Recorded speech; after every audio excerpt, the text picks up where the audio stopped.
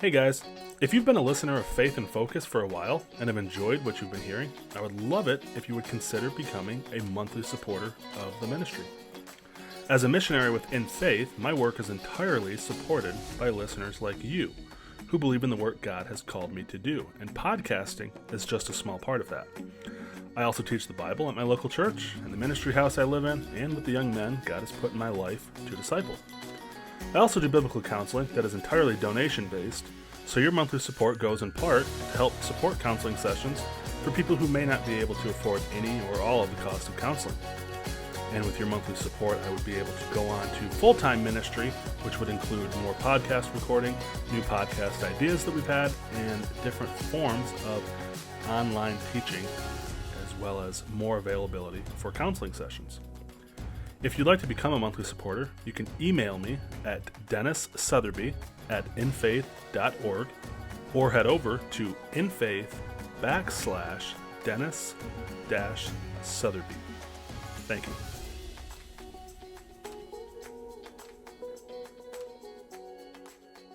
Yeah, one of the things I've been reading about, and it's more just an intellectual, well, no, it's not just an intellectual curiosity, but that is part of it, is this idea of the spiritual disciplines. And we're going to be in the book of Titus, chapter 2. And really, we could have just done the entire book of Titus this morning because it's so short. It's like 40 verses in the whole book. But we'll be in chapter 2 for the most part. And this idea of the spiritual disciplines. And so, depending on what you look at, like who you read, who you're listening to, they might list different ones or whatever. But the past couple of years, and I remember when I was finishing my graduate degree, we had a book on, one of our texts was the spiritual disciplines. And I remember I would have bristled at that concept from when I graduated from New Tribes several years, a decade. How long ago was that? 15 years ago now? 2007? It's a while ago. Just because the word discipline was in it. And discipline sounds like work. It sounds hard. And those all seemed to grate against the idea of my yoke is easy, grace is free, so there should be no work, there should be nothing hard, there should be nothing difficult, and so I would have just thought that doesn't make any sense. And I think primarily a lot of Protestantism has gone that way as a reaction to the Catholic Church and more Orthodox churches who have done those things for years and years and hundreds of centuries. And when we're talking about spiritual disciplines, we're talking about things like fasting, silence, solitude, meditating. Again, scripture reading would be one of them. Service, chastity would be a spiritual discipline. Poverty would be, these different things that have been practiced by the church, and broadly that's usually been the Catholic Church throughout history, had been kind of, I think, dispensed of in Protestantism to the point now where most Protestant, even I, and what has kind of prompted me to kind of look into this a little bit more is, like I said, sort of an intellectual thing. Because if somebody was to ask me, why would you fast? What do you fast for? I would try to kind of scramble with, well, what do I think that people who do practice fasting, what are they accomplishing by doing that? And I don't want to generalize and assume and paint everyone with the same broad brush, but what seems to always come back when I hear about people fasting is the idea that I'm going to punish myself so that God sees how serious that I am, so that then he's more inclined to listen to me because, look, Jesus, I'm starving myself for you. And to me, I'm like, that does not seem to be compatible with Christianity or the gospel or anything like that. So that would have been my answer. So I would just think, well, don't fast because it's useless and who cares? And that would have just been my way of just dispensing with it because I don't have an answer for why we would fast. But then I was kind of confronted with the fact that, okay, I don't have an answer for why we would fast, But we have examples of the apostles in the book of Acts. Every once in a while, they will, the most clearest example is Paul went and did a fast as he was doing like a vow he was trying to keep when he was working with Jewish people in the temple. It's kind of a whole weird thing. He does a lot of weird stuff in there that seems a little bizarre, but one of them is including fasting.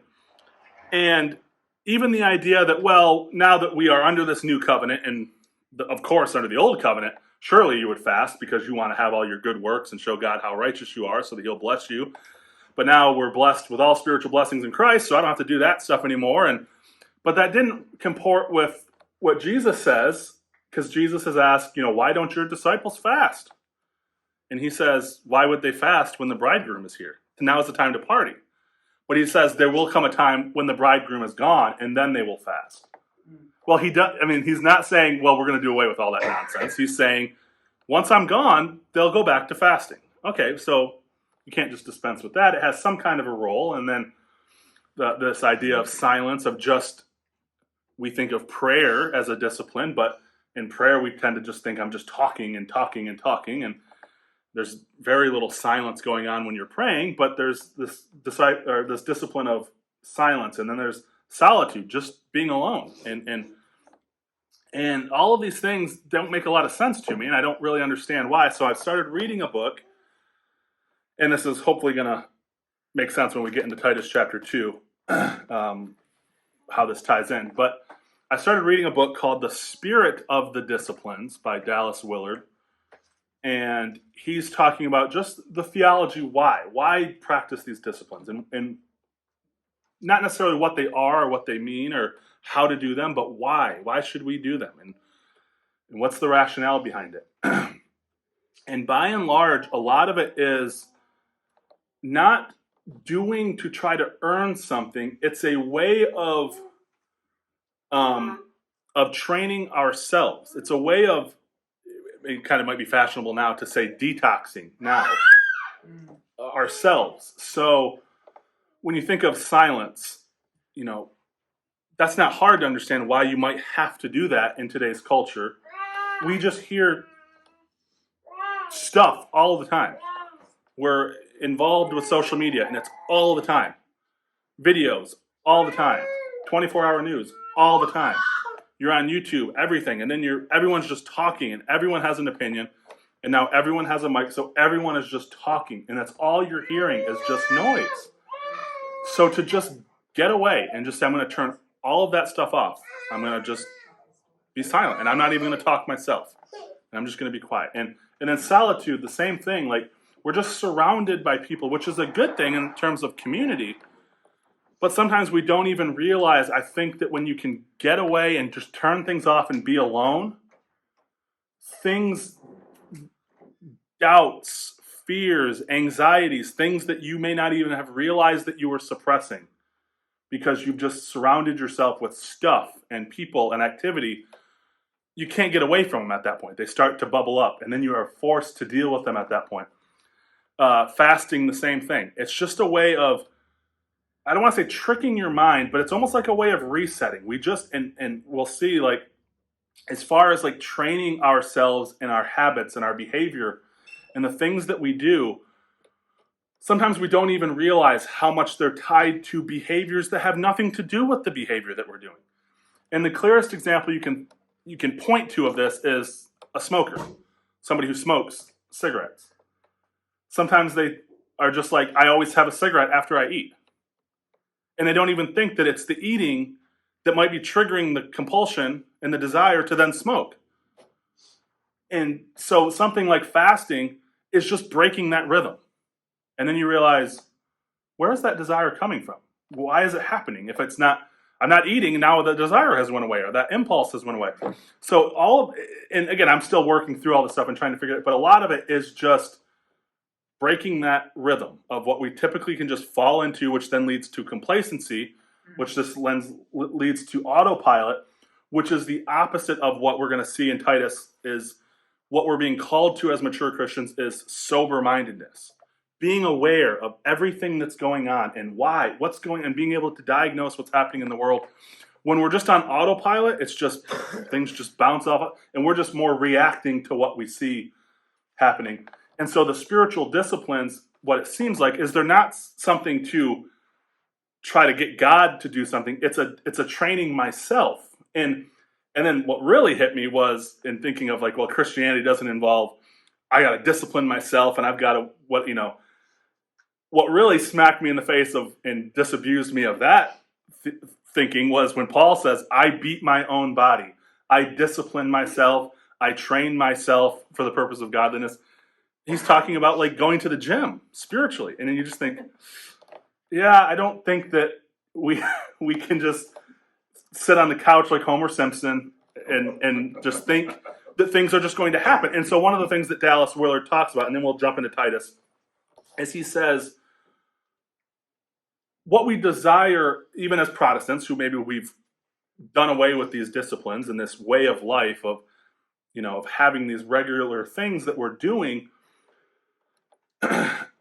we want to follow Christ and we want to walk according to the Spirit. And what tends to happen is I'm going through my life, I'm eating, whatever. I'm not fasting. I've got this regular rhythm of eating. I've got this regular rhythm of getting on social media at the same time. Just these certain things that the disciplines can break us of, but we get into just this lifestyle, and then we get to work, and then our boss cusses us out and chews us out, and then in that moment we're like, I've got to walk according to the Spirit. Jesus, tell me what to do whatever. And it's at that point that, and Willard says, we want to walk according to the Spirit 5% of the time, and then 95% of the time we're just coasting through life. When in reality, when Jesus met the woman at the well, and we look at that and say, wow, man, wouldn't it be great to just be able to be so in tune with the Spirit to know what this woman needed and what she had to hear? But he was able to respond that way because the 95% of the time he was living a certain way. He was doing certain things, and he was practicing a lot of these sort of things. So let's just jump into Titus chapter 2.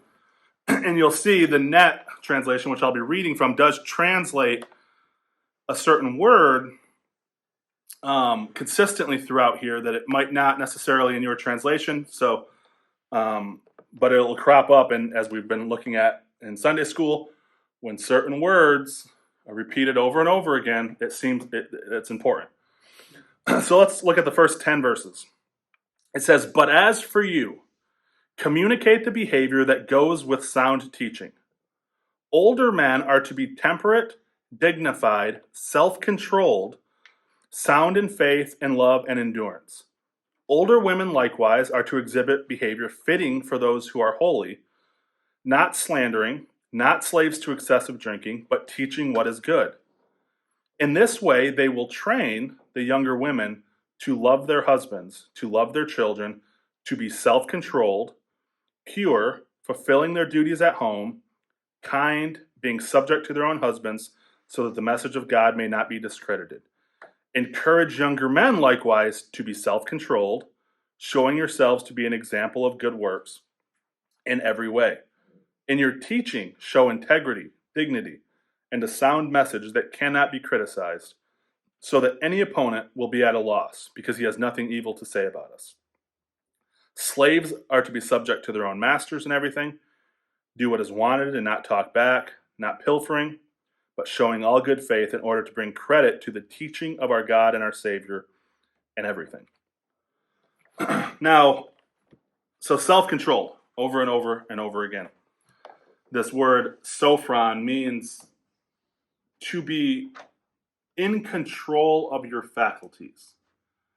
And it's probably the easiest way to picture the extreme example of this would be in Mark when they go to the demon-possessed man who's running around in a cave, breaking ropes that he's been tied up with, gashing himself with whatever. He's crazy demon-possessed guy. And the demon is cast out of him. And then the people come to him and it says they find him in his right mind. And they're like, whoa, this is that guy that was completely nuts. That's what that word is. He's sitting there. He's in control. He's not just throwing himself into fire or whatever this crazy guy's doing. He has control of himself. So this word, multiple times, 4 or 5 times, training the women to get self-control. These older men have to have self-control. These younger men have to learn self-control. You have to train yourself. And so all of this language is kind of cropping up in here right as I'm looking at this idea of discipline and disciplining yourself and training yourself. And you just realize that there's a reason why that we're to be self-controlled, to have. And okay, so of course self-controlled is what? You are in control of yourself. You are in control of yourself. That's the opposite of I'm scrolling through Facebook, I see some politician has done another dumb thing, because what else do we pay them to do but do dumb things? So they've done another dumb thing and I'm just outraged and I've just hit the share button because I just got to whatever, let off at. That's not self-control. I'm being controlled by what I'm seeing. I've just got to have a smoke. I've just finished whatever and I got to have a smoke. That's not self-control. You're out of control. Something else is controlling you. And so why do we need to be in control? Well, a couple times in here, he says, so that the message will not be criticized. So Christ will be glorified. So it's all for a great, if you remove that element from this, why would I practice discipline? Why would I need to learn to discipline myself? If you remove Christ from it, this is just TED Talks. That's all it is. It's just an inspirational thing on how to be a better person. And it's for a purpose. Why do you go to the gym? I was talking to somebody a couple months ago. This was a woman that would go to our home church that we did on Sundays. It's two women, and they did CrossFit. And if you ever want to know what it's like to kill yourself, go do CrossFit. And they had a promotional thing, come for a week for free and try it out. And I think they probably got some kind of bonus if they invited people or whatever. And so I went with them, and I'm not kidding, I almost threw up on the way home. I was like, and it was like, this is not my thing. Like, and I didn't mean like, because at the time I was going to the gym and stuff, but I'm going to the gym in order to burn a certain amount of calories, so then at the end of the week, I'm in a calorie deficit and I will lose weight. That's the purpose that I'm doing it. I feel like people that go to CrossFit, it's like that's what they're doing it for. They're beating themselves just so they can then beat their record the next week and then beat their record. I'm like, that's not why I do this. And so if it's just self-control and disciplining yourself and training yourself just for the sake of, well, now I'm stoic. I brought balance to my life or whatever. Who cares? Live riotously if there's no reason. Who cares what you do with your life? But when you interject the message of Christ, the self-control aspect of it, which is also a fruit of the Spirit, by the way. That's part of it is to show when Jesus says to live in such a way that people see your good deeds and then glorify your Father. That's what our goal is. That's what our aim is. So if people are seeing us, and this isn't again a call to perfectionism, obviously, but when people see Christians in this mentality of well, Christians are just like everybody else, but they're just forgiven. It's well, then that's what we communicate that the gospel is. It makes you just like everybody else, but you're forgiven. Okay, well, I want my life to be better. I don't want the problems that I have. Well, sorry, the gospel can't help you with that. It can make God not mad at you for doing them, I guess, but it can't really help you and deliver you from that in any way. But if they can see people who are self-controlled, they how in the world did you overcome that addiction? How in the world did that happen? I've been struggling with this for 15 years. How do you? Well, here's how. And so you have over and over again, and the old men, young men need to be, or young women need to be self-controlled, young women, and it doesn't say older women, you also need to be self-controlled, but it says older women are supposed to train the women, younger women, to be self-controlled. What does that imply? I think it's you can't say that, well, you're older women, you're exempt from this. You have to be self-controlled. But so Why? Why control ourselves? Well, because of the gospel. That's the why. And then the ins and outs of it, like how does this work on a practical level? And this is kind of where I wrestle with the disciplines. I wrestle with the what's my job? What am I supposed to do in this? And because we tend to have that perspective of, well, you don't do anything. You can't do anything. There's nothing you can do to accomplish this. Don't do anything. You just end up thinking, well, so I just sit here and it just happens to me? And that's, of course, not how anything else in the Christian life operates.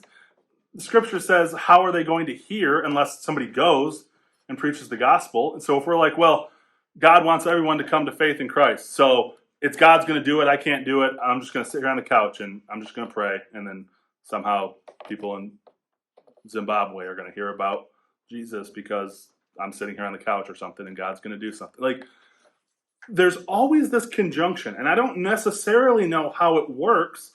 I don't know where my action and God's action begins and ends. I know it doesn't end at the couch. I don't like it doesn't just I just sit here and then God picks up the slack. So that's why I think there's this tension of what is our role to do in this? So then when it comes to fruit of the Spirit, like self-control, how do I get to that point?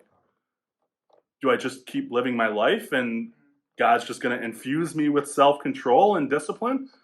Well, you look at people who live that way and it doesn't seem to happen. It doesn't matter how much.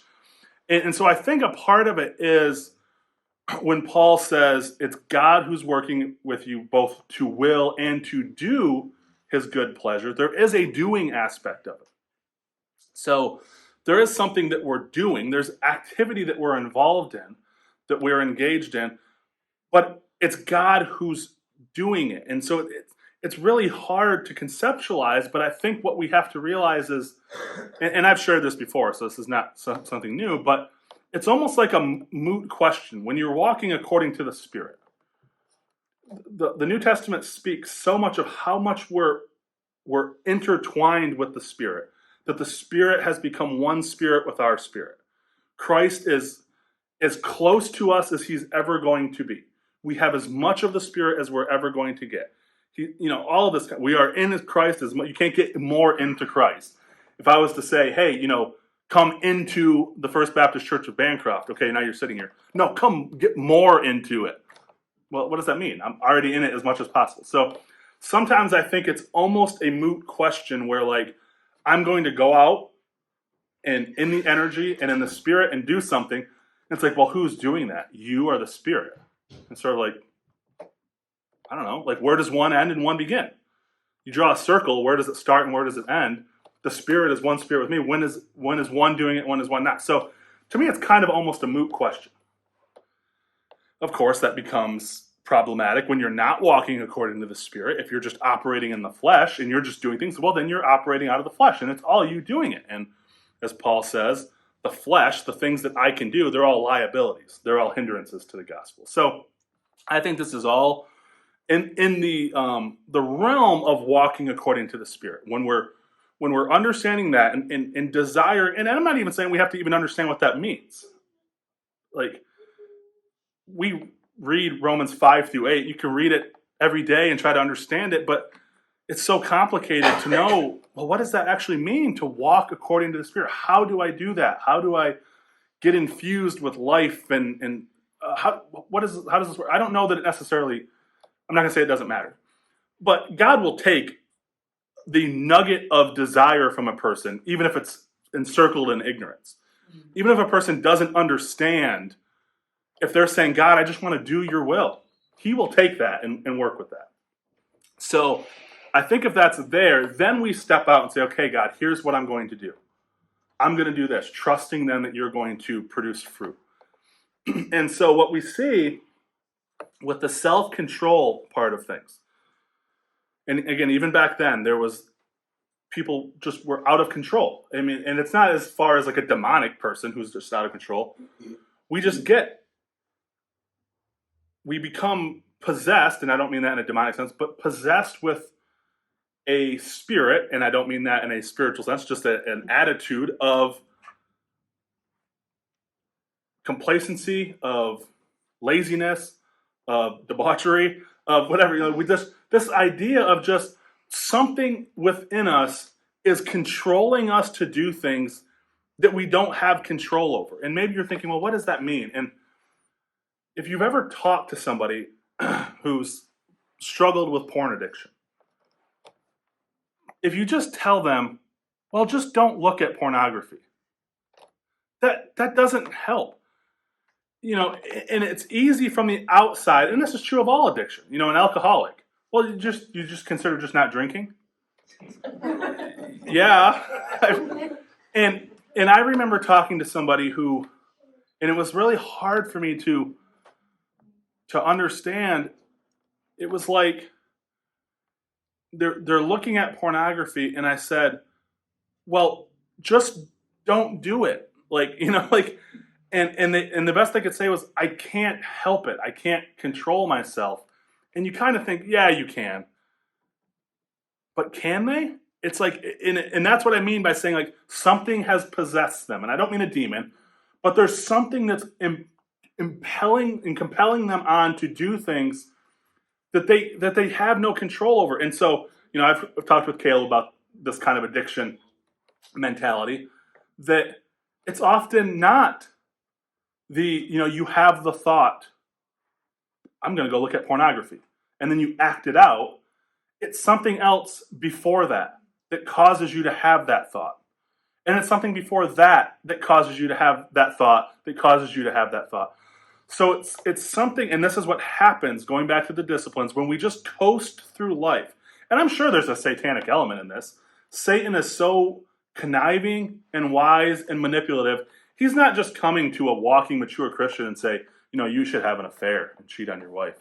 It's like, that's not going to work. I mean, I guess it could, but, realistically, like, he's working much deeper below the surface, and he's interacting with, if you want to use Freudian language, like your ego, things that are so buried down in your psyche, and he's manipulating at that level. So then when it bubbles to the surface, it is like, I can't help it. I can't control this. And so this is where, in the practical sense, what do these disciplines do? It's sort of like, we've talked about that this woman that came and spoke when I was at Baker College about, and when I was talking to my mom about this morning, she shared online this, I don't know if it was a study or whatever, but it's something about red food coloring causing these behavioral problems in children. And this woman had come and said, she had an out-of-control daughter, was diagnosed with every behavioral problem in the world, and what they did was just put her on an elimination diet, and they figured out that it was fake orange cheese, Cheetos, box macaroni and cheese, but they dye it with red dye, But anything that had fake cheese in it, set her up, So in the same way, what they had to do was break that rhythm of just eating just junk stuff, and that's what I think some of these disciplines can do. You fast and you go a day without eating, and then maybe you realize, I didn't really have a desire to smoke today. Why was that? And then you can think about it because you broke that rhythm. You've got down all the way to the bottom, or you're more able to go all the way to the bottom and break that habit. And so there's this concept, I'm going to read this. Dissolutive unconscious function. They're habits that were once voluntary are now automatic and may lead to a parasitic existence. So you've maybe heard the idea that, thoughts become actions, actions become behaviors, behaviors become habits, habits become character and a lifestyle. And I think that's the level at which Satan is operating and the flesh is operating. It's just causing you to do these little things that you don't even realize. Just surrounding yourself with people and just noise and community, which are all good things, but then you separate from that and you can get away in solitude and silence, and then all that's left is you and that stuff. And you have to just think about it, and it's there in front, So then what happens when you're exercising these spiritual disciplines and you're trying to say, okay, God, I want to get myself under control. I want to gain control of myself. So I'm not just saying, I'm not just at the mercy of these unconscious thoughts and behaviors that are just bubbling up. I want to get to the heart of that. What ends up happening is you're able to, what Paul says, taking every thought captive. You can start interrogating, and I've talked to Caleb about this. You actually start almost having a dialogue with yourself. Now, again, let's put this in the spiritual realm in our walk with Christ. Unbelievers can do this. They talk about this all the time. Mindfulness, cognitive behavioral therapy. Unbelievers can do this. But you know what the difference is between self-help in the sense of like, oh, well, what's causing this unconscious behavior and these things that are actually, and including God in it? It's just mentioning the name of God. Rather than just sitting there thinking, I wonder what's causing this thought and this behavior. Just slip the word God in there. Say, God, what is causing these thoughts? That's the difference between a prayer and just self-reflection. It's not that complicated. and I think that's all God wants is just this dialogue and this. And so I know in talking with Phil and the stuff that he's wrestled with, and that's what it had to be, is just has to be this ongoing dialogue of God, just show me what I'm not understanding. What is going on inside of me? And that's where the disciplines help break you of the rhythm that you're not even asking those questions. You don't even think to ask what's causing me to think this way. So when you, and another aspect, and we talked about this a little bit this morning before Sunday school, the cross that my mom has. You can ask her about it afterwards. The clinging cross. You hold it, and it's a tangible thing that you're holding. People will talk about like worry stones. Have you heard of those? People carry around like a stone that they have in their pocket that they just rub, and it's a way of dealing with their anxiety. That's what the fidget spinner was all about. That the kids played with. Was, and the reason why some of these disciplines are things, and why again the church and religion can go bizarre and go crazy with these things, but part of it is you're doing it with your body. You're doing something tangible. It's now no longer just an intellectual thing that's happening inside. You're now doing something, and you're encoding in your physical body something that you're doing. You're actually feeling your stomach gurgle because you're fasted, and as you're thinking, God, what's causing my anxiety? Or your stomach's acting up. It's something that's happening inside of you. And so you're praying, holding a cross, and it's something that you're doing tangibly and physically. That's why these things happen. That's why we talked about on Friday, these spiritual disciplines are things you're doing with your physical body, because the physical body is part of the image of God. You can't be human and not have a physical body. It's a component of being human. And so when Jesus came, he was born into a body. When he died, it was his body that was crucified. When he resurrected, it was his body that came back to life. And so there's an element to where we do this with our body. And so when we're practicing self-control, and again, the idea of practicing it is because it's something that you have to do. This is why you listen to Jordan Peterson and he says, make your bed. It's just a simple thing, clean your room and make your bed.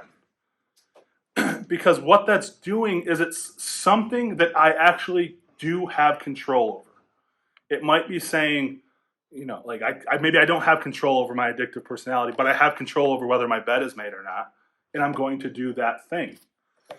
So there's an element of doing the stuff. It's you don't want to say fake it until you make it, but it's doing the things that you want to do, and as you practice and get better at them. So then as we're in prayer and thinking about needing self-control and wanting self-control and practicing silencing our mind, getting away in prayer, just turning off our mind, it's just us and God talking about stuff, these thoughts are allowed to come into our mind. And I heard one person say, visualize it. You can do it physically. It probably helps if you do it physically. But if you can, in your mind, a thought comes into your mind from deep down in your whatever, flesh, sin, Satan, maybe whispering, whatever it is, this thought comes up, take that thought captive and ask the question, or just make the statement, I realize that I'm thinking about smoking a cigarette. and then say, I've observed that I'm thinking about smoking a cigarette. And so you're observing and thinking about your thoughts and your intentions. And what that's doing is it's breaking. It's even if it's for 10 seconds, it's breaking that thought action, thought action, thought action. So taking the thought captive.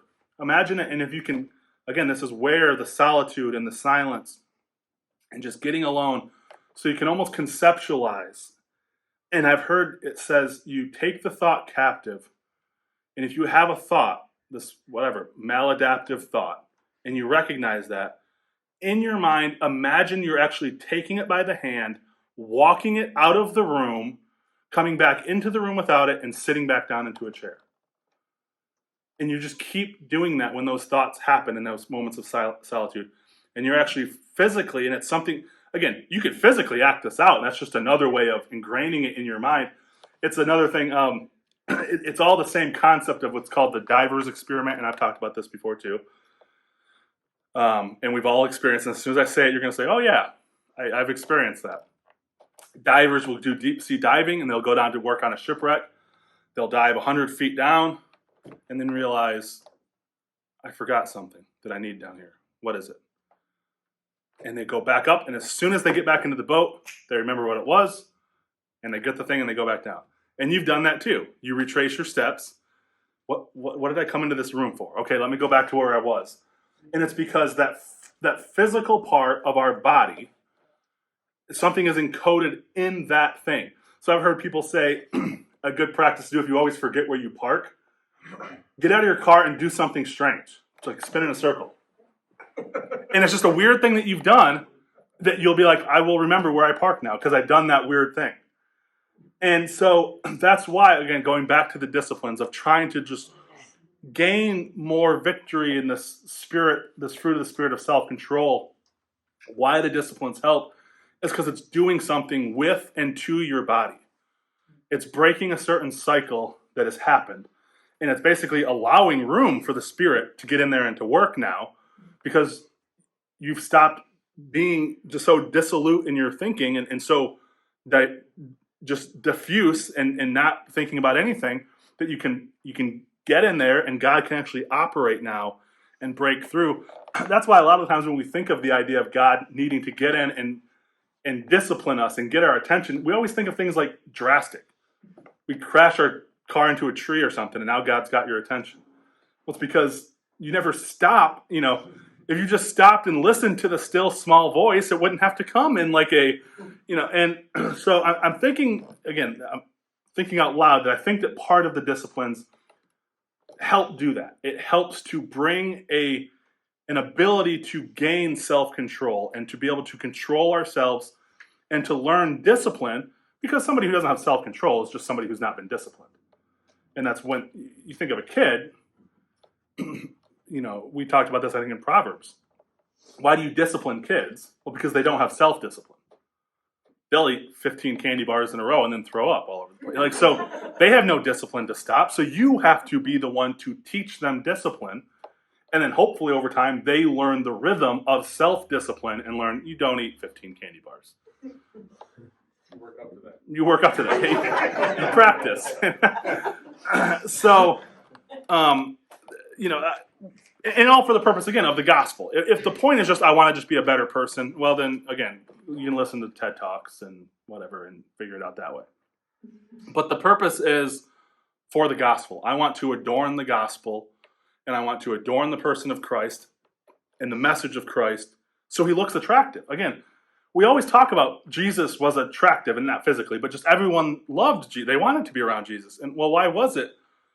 Well, because there was something about him that was attracting. It drew people in, and it didn't just happen because he flipped a switch. He's like, okay, I got to turn it on now and start performing now that I'm around people. He had lived in such a way. I mean, Hebrews says he learned obedience through the things that he suffered. Of course, I don't think that means just the things on the cross, because the cross was the ultimate form of obedience. He learned obedience before that. So I think it's the sufferings that and suffering is kind of a strong word. it's like his passions and the things he wrestled with. He learned obedience through those things. I think some of it was, like I have an impulse or desire to do something, and Jesus had all those desires. He was a man and was tempted in every way just like us. But he learned obedience through saying, man, I would really like to do that thing, but I'm not going to. And so that is an element of the disciplines in saying I'm going to not do that, and it's going to teach me to obey. And it seems kind of counterproductive. How do you learn to obey? You obey. How do you learn to be self-disciplined? You discipline yourself. So it seems counterproductive. So what we're doing is just trying to break that cycle, and then in the Spirit and in prayer and in communion with God, trying to understand God. How do I get a control of myself so that then I can manifest the life of Christ and then attract people to Christ to make him and the message attractive? While Faith in Focus is a ministry of In Faith, the views and opinions expressed in this podcast do not necessarily reflect the views and opinions of In Faith as a mission.